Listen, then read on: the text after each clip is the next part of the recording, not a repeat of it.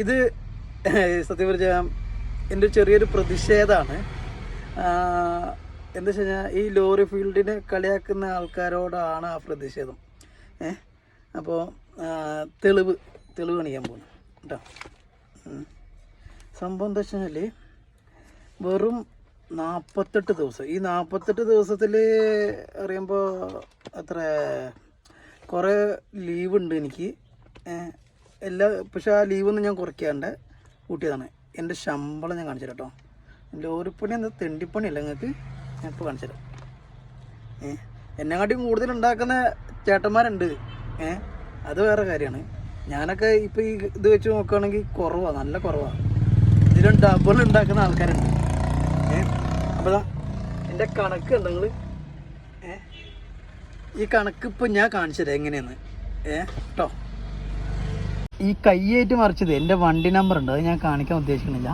ഇത് കണ്ട 18/8/25 മുതൽ 30/9 എന്നുവെച്ചാൽ മൊത്തം 48 ദിവസം.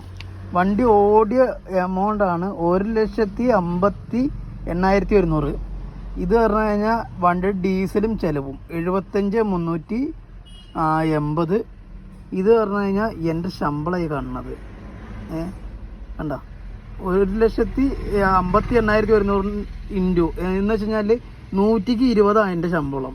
അങ്ങനെ ആകുമ്പോൾ ഇതുണ്ട 31,600. വണ്ടിയുടെ ബാലൻസ് ഞാൻ കൊടുത്ത് നോക്കിക്കേ.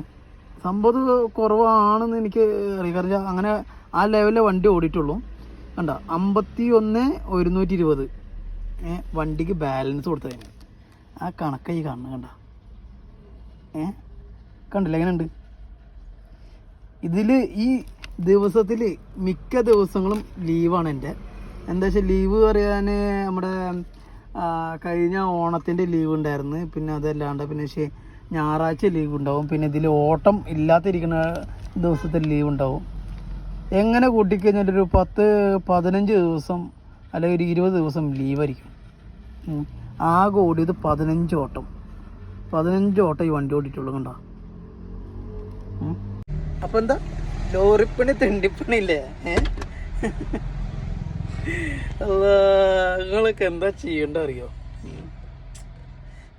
ജസ്റ്റ് ഒന്ന് ഇത് കാണിച്ച് പ്രതിഷേധിക്കണം എന്ന് തോന്നി. അതുകൊണ്ട് ജസ്റ്റ് ഒരു ബാഡ് കമൻസ് ഒന്നും ഉണ്ട്, ജസ്റ്റ് ഒന്ന് കാണിക്കണം എന്നുള്ള ലെവലിൽ ജസ്റ്റ് തോന്നുള്ളൂ.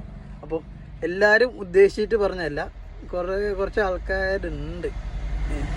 അപ്പോൾ അവർക്ക് വേണ്ടി ചെയ്ത വീഡിയോ ആണ്. അപ്പോൾ അടുത്ത വീഡിയോ കാണാൻ ടാറ്റാ.